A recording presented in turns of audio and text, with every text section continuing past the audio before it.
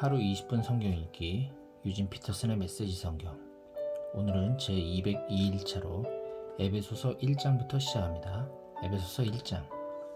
하나님의 계획에 따라 그리스도 예수의 특사인 사도가 된 나 바울은 에베소에 있는 신실한 그리스도인들에게 이 편지를 씁니다. 나는 하나님 우리 아버지와 우리 주 예수 그리스도께서 우리 삶에 부어주신 은혜와 평화로 여러분에게 문안합니다. 하나님은 얼마나 찬송받으실 분이신지요. 하나님은 얼마나 복되신 분이신지요. 하나님은 우리 주 예수 그리스도의 아버지이시며 그분 안에 있는 축복의 높은 자리로 우리를 데려가신 분이십니다. 하나님께서는 땅에 기초를 놓으시기 오래전부터 우리를 마음에 두시고 사랑의 중심으로 삼으셔서 우리가 그분의 사랑으로 온전하고 거룩하게 되도록 하셨습니다. 아주 오래전에 하나님께서는 예수 그리스도를 통해 우리를 자녀로 맞아들이기로 작정하셨습니다. 이 계획을 세우시며 하나님은 얼마나 기뻐하셨는지 모릅니다. 하나님께서는 그분의 사랑하신 아들의 손을 통해 아낌없이 베푸시는 선물을 우리가 찬양하기 원하셨습니다. 메시아의 희생, 곧 십자가의 제단에 뿌려진 그분의 피로 말미암아 우리는 자유로운 사람이 되었습니다. 우리의 모든 잘못된 행실에서 비롯된 형벌과 처벌에서 자유케 된 것입니다. 그것도 겨우 자유케 된 것이 아니라 넘치도록 자유케 되었습니다. 하나님께서는 모든 것을 고려하셨고 우리에게 필요한 모든 것을 공급해 주셨으며 친히 기뻐하며 세우신 계획을 우리에게 알려주셨습니다. 하나님께서는 그리스도 안에서 그 계획을 우리 앞에 활짝 펼쳐 보이셨습니다. 그것은 만물, 곧 광대한 하늘에 있는 모든 것과 땅에 있는 모든 것을 그리스도 안에서 화해시키고 종합하시려는 원대한 계획이었습니다. 그리스도 안에 우리는 자신이 누구이며 무엇을 위해 사는지를 알게 되었습니다. 우리가 그리스도에 대해 처음 듣고 소망을 품기 훨씬 전에 하나님께서는 우리를 눈여겨보시고 우리로 하여금 영광스러운 삶을 살도록 계획하셨습니다. 그것은 하나님께서 만물과 모든 사람 안에서 성취하고 계신 전체 목적의 일부였습니다. 그리스도 안에서 여러분은 진리, 여러분의 구원에 관한 이 메시지를 듣고 믿어 구원을 확신하게 되었습니다. 그것은 성령께서 서명하고 보증하여 전해주신 구원입니다. 하나님께 날인받은 이 인증은 앞으로 계속될 전집의 첫 권처럼 하나님께서 우리를 위해 계획해 놓으신 모든 것, 곧 하나님을 찬양하며 사는 영광스러운 삶을 우리가 누리게 될 것임을 일깨워줍니다. 그런 까닭에 나는 여러분이 주 예수를 굳건히 신뢰하고 있으며 예수를 따르는 모든 이들에게 사랑을 쏟고 있다는 소식을 듣고서 여러분을 두고 하나님께 감사드리지 않을 수 없습니다. 나는 기도할 때마다 여러분을 떠올리며 감사를 드립니다.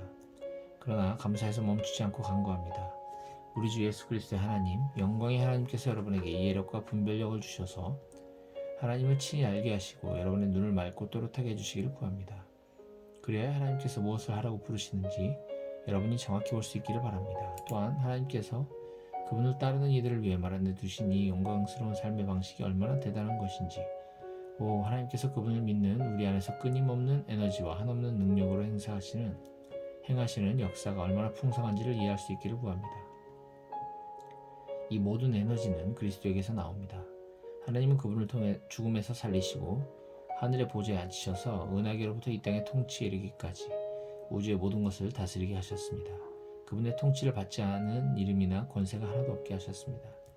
잠시만이 아니라 영원토록 그렇게 하셨습니다. 이 모든 일을 감당하고 계신 분, 모든 일의 최종 결정권을 가지고 계신 분은 그리스도이십니다. 이 모든 것의 중심에서 그리스도께서 교회를 다스리고 계십니다. 여러분도 알다시피 교회는 세상의 변두리가 아니라 세상의 중심입니다. 교회는 그리스도의 몸입니다. 그분은 교회 안에서 말씀하시고 활동하시며 교회를 통해 만물을 자신의 임재로 가득 채우십니다. 에베소서 2장. 얼마 전까지만 해도 여러분은 죄로 인해 낡고 정체된 삶에 빠져 있었습니다. 그때 여러분은 참된 삶에 대해서는 아무것도 모르고 이 세상이 가르쳐주는 대로 살았습니다. 여러분은 더러운 불신을 폐에 가득 채우고 불순종의 기운을 내뿜었습니다. 우리는 너나 없이 자기가 하고 싶은 것을 마음대로 하며 그렇게 살았습니다. 우리 모두가 같은 배를 타고 있었던 것입니다. 하나님께서 평정심을 잃고 우리 모두를 쓸어버리지 않으신 것은 정말로 놀라운 일입니다. 오히려 하나님은 한없는 자비와 믿을 수 없을 만큼 엄청난 사랑으로 우리를 품어주셨습니다.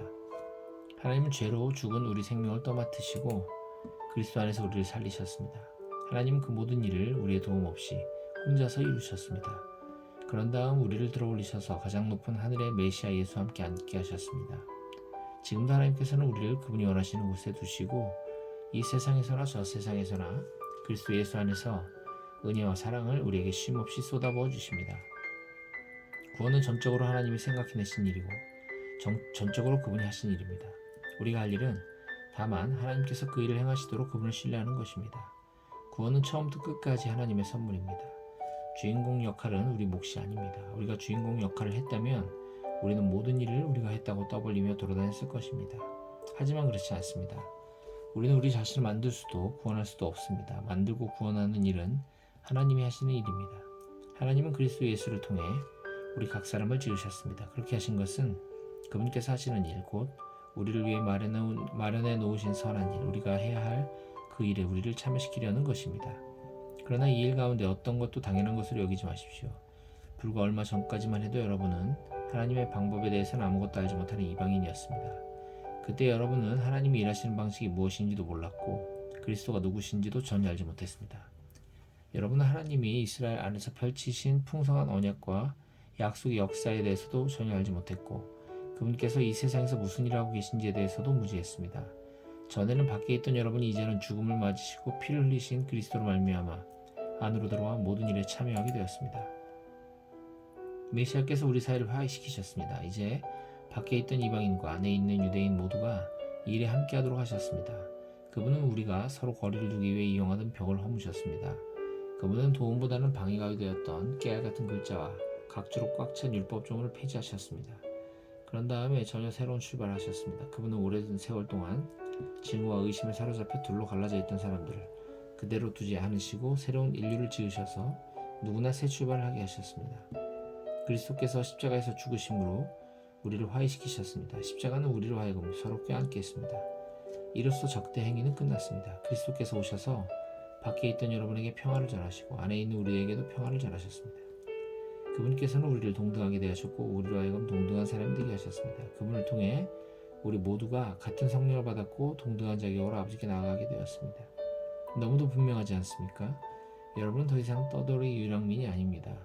이 믿음의 나라가 이제 여러분의 본향입니다. 여러분은 더 이상 나그네나 이방인이 아닙니다. 여러분은 이 믿음의 나라에 속한 사람입니다. 여러분은 어느 사람 못지않게 그리스도인이라는 이름에 딱 어울리는 사람입니다. 하나님은 한 집을 짓고 계십니다. 하나님은 우리가 어떻게 이 믿음의 나라에 이르게 되었는지 따지지 않으시고 우리 모두를 사용하셔서 그분이 짓고 계신 그 일에 우리를 참여시키십니다. 하나님은 사도들과 예언자들을 기초로 삼으셨습니다. 이제 벽돌을 차곡차곡 쌓듯이 여러분을 그 기초 위에 끼워 넣으십니다. 그리스도 예수께서는 그 건물의 각 부분을 떠받치는 모퉁이돌입니다. 우리는 날마다 그 집의 모양이 잡혀가는 모습을 봅니다. 그 집은 하나님께서 세우시는 성전, 우리 모두가 벽돌처럼 쌓아 이루어지는 성전, 하나님이 머무시는 성전입니다. 에베소서 3장. 바로 이것이 나 바울이 이방인이라고 하는 여러분을 위해 일하며 그리스도의 일로 감옥에 갇힌 이유입니다. 여러분은 모든 사람을 구원하시려는 하나님의 계획 가운데 내가 맡은 역할이 무엇인지 잘 알 것입니다. 나는 이 계획과 관련된 비밀 이야기를 하나님께로부터 직접 들었습니다. 그것은 내가 이미 간략하게 적은 바와 같습니다. 내가 여러분에게 쓴 글을 읽어보면 여러분도 그리스도의 비밀을 직접 알 수 있을 것입니다. 우리 조상 가운데 어느 누구도 이 비밀을 알지 못했습니다. 하나님의 영이 이 새로운 질서를 전하는 거룩한 사도들과 예언자들을 통해 오직 우리 시대에만 그 비밀을 분명하게 알려주셨습니다. 그 비밀은 하나님에 대해 한 번도 들어보지 못한 사람들, 밖에 있던 사람들과 하나님에 대해 평생 들어온 사람들, 안에 있는 사람들이 하나님 앞에서 같은 터에 서 있다는 것입니다.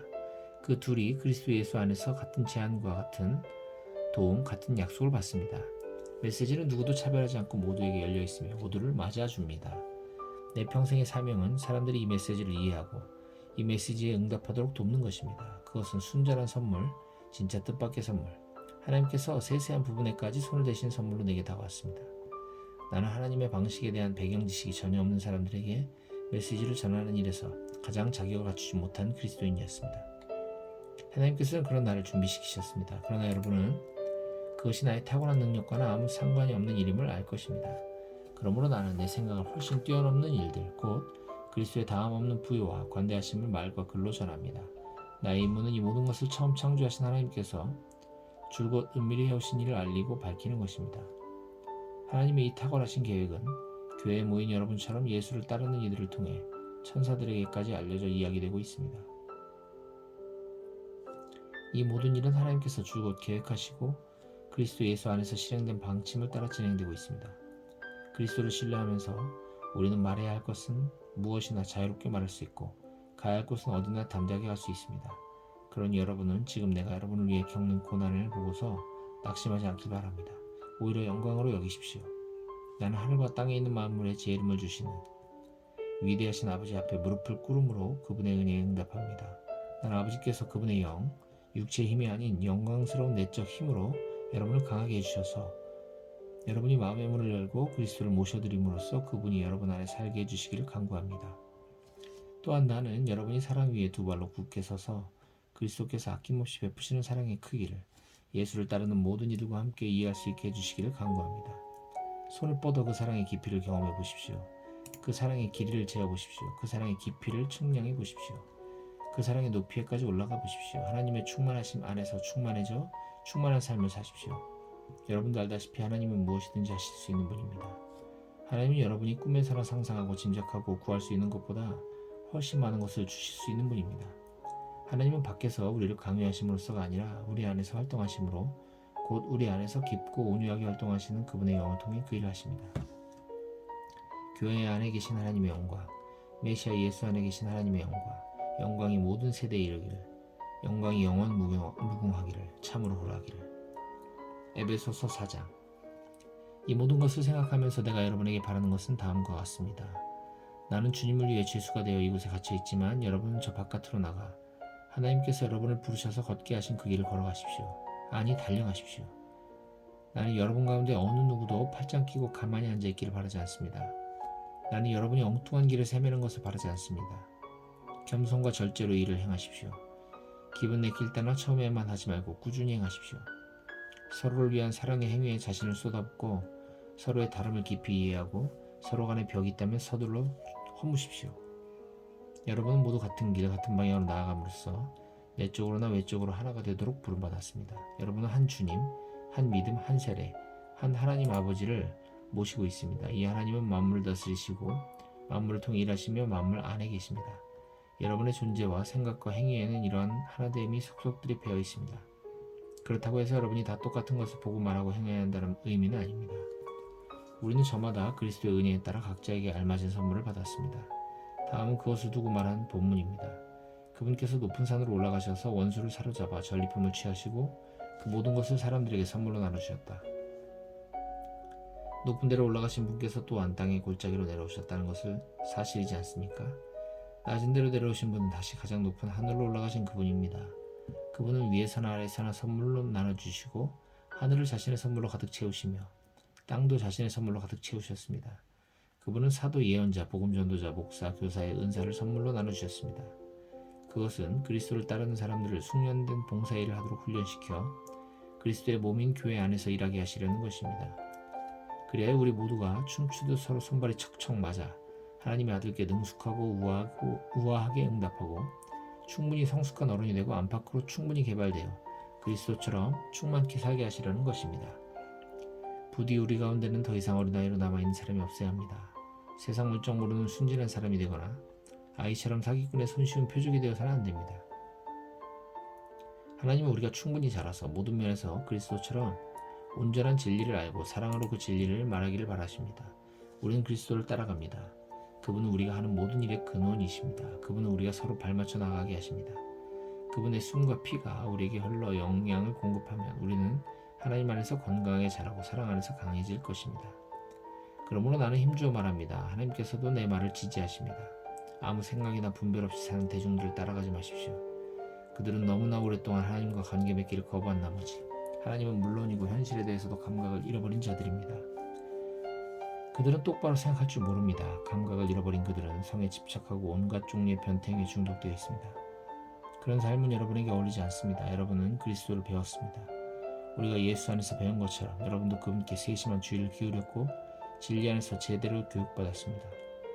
따라서 우리에게는 못 배워서 그랬다는 핑계가 통하지 않으니 저 낡은 생활 방식과 관련된 모든 것, 말 그대로 모든 것을 버리십시오. 그것은 속속들이 썩었으니 다 내다버리십시오. 그 대신 전혀 새로운 생활 방식을 입으십시오. 하나님께서 그분의 성품을 여러분 안에 정확하게 재현시켜내시는 것 같이 하나님께서 만들어주신 생활 안에서부터 새로워진 생활을 몸에 익히고 그 생활이 여러분의 행위에 배어들게 하십시오. 덧붙여 말씀드립니다. 더 이상 거짓과 가식이 있어서는 안 됩니다. 이웃에게 진실을 말하십시오. 우리는 너나 없이 그리스도의 몸 안에 서로 연결되어 있기 때문입니다.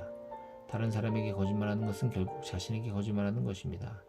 화가 나면 화를 내십시오. 화내는 것 자체는 괜찮습니다. 그러나 화를 연료로 삼아 복수심을 불태워서는 안 될 일입니다. 화난 채로 오래 있지 마십시오. 화난 채로 잠자리에 들지 마십시오. 마귀에게 거점을 내어주셔는 안 됩니다. 도둑질로 생계를 꾸렸습니까? 더 이상 그렇게 살지 마십시오. 정당한 일로 돈을 벌어서 일할 수 없는 다른 사람들을 도우십시오. 여러분이 말하는 습관을 살피십시오. 여러분의 입에서 불쾌하고 더러운 말이 나오지 않게 하십시오. 도움이 되는 말만 하고 여러분의 말 한마디 한마디가 선물이 되게 하십시오. 하나님을 슬프게 하지 마십시오. 그분의 마음을 아프게 하지 마십시오. 여러분 안에서 숨쉬고 움직이시는 하나님의 거룩한 영혼, 여러분 삶의 가장 깊숙한 곳에 자리하십니다. 성령께서 여러분을 하나님께 합당한 사람으로 만들어 주십니다. 그러한 선물을 당연한 것으로 여기지 마십시오. 가시돋친 말, 헐뜯는 말, 불경스러운 말은 입에 담지도 마십시오. 서로 친절하게 대하고 서로 마음을 쓰십시오. 하나님께서 그리스도 안에서 여러분을 용서하신 것 같이 여러분도 서로 신속하고 완전하게 용서하십시오. 에베소서 5장. 자녀가 부모에게 바른 행동을 배우고 익히듯이 여러분은 하나님께서 하시는 일을 살펴서 그대로 행하십시오. 하나님께서 하시는 일 대부분은 여러분을 사랑하시는 것입니다. 그분과의 사귐을 지속하고 사랑의 삶을 익히십시오. 그리스도께서 우리를 어떻게 사랑하셨는지 잘 살펴보십시오. 그분의 사랑은 인색한 사랑이 아니라 아낌없는 사랑이었습니다. 그분은 우리에게서 무언가를 얻으려고 사랑한 것이 아니라 자신의 전부를 우리에게 주시기 위해 사랑하셨습니다. 여러분도 그렇게 사랑하십시오. 사랑을 육체의 욕망으로 변질시키지 마십시오. 난잡한 성행위, 추잡한 행실, 거만한 탐욕에 빠져드는 일이 없게 하십시오. 몇몇 사람들이 남의 뒷말하기를 즐기더라도 예수를 따르는 사람들은 그보다 나은 언어 습관을 가져야 합니다. 더러운 말이나 어리석은 말은 입에 담지 마십시오. 그런 말은 우리의 생활 방식에 어울리지 않습니다. 우리가 늘 사용해야 할 언어는 감사입니다. 사람이나 종교나 어떤 것을 이용해 이득을 보려고 한다면 이는 우상숭배의 흔한 변종입니다. 그 사람은 분명 아무것도 얻지 못할 것입니다. 그는 그리스도의 나라, 하나님 나라 근처에도 가지 못할 것입니다. 종교적으로 번지르르한 말에 속아 넘어가지 마십시오. 종교적 장사 속으로 온갖 말을 하면서도 정작 하나님과는 아무 관계도 맺지 않으려는 자들에게 하나님은 격한 노를 바라십니다. 그런 사람들 곁에는 얼씬도 하지 마십시오. 여러분 전에 그러한 어둠 속에서 길을 찾아 헤맸으나 이제는 그렇지 않습니다. 여러분은 지금 환한 곳으로 나와 있습니다. 그리스도의 밝은 빛이 여러분의 길을 똑똑히 보여줍니다. 그러니 더 이상 비틀거리지 마십시오. 그리스도의 밝은 빛을 가까이 하십시오. 선함, 옳음, 참된 이 세 가지는 밝은 대낮에 어울리는 행위입니다. 그리스도를 기쁘시게 해드릴 일이 무엇인지 생각하고 그것을 행하십시오. 헛된 일, 분주하기만 할 뿐 성과가 없는 일, 어둠을 쫓는 무익한 일로 여러분의 시간을 허비하지 마십시오. 오히려 그러한 일들이 속임수를 드러내 보입니다. 아무도 보는 이 없는 어둠 속에서 할 법한 일에 삶을 낭비하는 것은 수치스러운 일입니다. 그런 사기꾼들의 정체를 폭로하고 그리스도의 빛 가운데 밝혀진 그들의 정체가 과연 매력적인지 한번 생각해 보십시오. 잠에서 깨어나라. 관을 열어젖히고 나오너라. 그리스도께서 내게 빛을 보여주실 것이다. 그러니 여러분의 발걸음을 살피십시오. 머리를 쓰십시오. 기회를 얻을 때마다 그 기회를 선용하십시오. 지금은 긴박한 때입니다. 생각 없이 경솔하게 살지 마십시오. 주님이 바라시는 것이 무엇인지 깨달으십시오. 과음하지 마십시오. 과음은 여러분의 삶을 저속하게 만듭니다. 하나님의 영을 들이마시십시오. 벌컥벌컥 들이키십시오. 축배의 노래 대신 찬송을 부르십시오. 마음에서 우러난 노래를 그리스도께 불러드리십시오. 모든 일에 노래할 이유를 주신 하나님 아버지께 우리 주 예수 그리스도의 이름으로 찬양을 드리십시오. 그리스도를 경외하는 마음으로 서로 예의 바르고 공손하게 대하십시오. 아내 여러분, 그리스도를 지지하는 것처럼 남편을 이해하고 지지해 주십시오. 남편은 그리스도께서 교회하시는 것처럼 아내에게 지도력을 보이되 아내를 좌지우지하지 않고 소중히 여기십시오. 남편이 그러한 지도력을 발휘하면 아내도 교회가 그리스도께 순종하듯 남편에게 순종해야 합니다. 남편 여러분, 그리스도께서 교회를 사랑하신 것과 같이 아내를 사랑하는 일에 전력을 다하십시오. 그런 사랑의 특징은 받는 것이 아니라 주는 것입니다. 그리스도의 사랑은 교회를 온전하게 합니다. 그리스도의 말씀은 교회의 아름다움을 일깨웁니다. 그분의 모든 행동과 말씀은 교회를 가장 아름답게 만들며 눈이 부실 만큼 흰 비단으로 교회를 둘러서 거룩함으로 빛나게 하려는 것입니다. 남편은 아내를 그런 식으로 사랑해야 합니다. 그런 남편은 자기 자신에게 특별한 사랑을 베푸는 것이나 다름없습니다. 두 사람은 결혼하여 이미 하나이기 때문입니다. 자기 몸을 학대하는 사람이 있을까요? 없습니다. 누구나 자기 몸을 돌보고 자기 몸의 필요를 채웁니다. 그리스도께서 우리 곧 교회를 다루시는 방식도 그와 같습니다. 우리는 그분 몸의 지체이기 때문입니다. 이런 이유로 남자는 부모를 떠나 아내를 소중히 여겨야 합니다. 그들은 더 이상 둘이 아닙니다. 그들은 한 몸이 됩니다. 이것은 참으로 큰 신비가 아닐 수 없습니다. 나는 그 신비를 다 이해한다고 감히 말하지 않습니다. 내가 가장 분명하게 아는 것은 그리스도께서 교회를 대하시는 방식입니다. 이것은 남편이 아내를 어떻게 대해야 하는지를 보여주는 생생한 그림입니다. 남편은 아내를 사랑함으로 자기를 사랑하는 것입니다. 또한 이것은 아내가 남편을 어떻게 존중해야 하는지를 보여주는 생생한 그림이기도 합니다.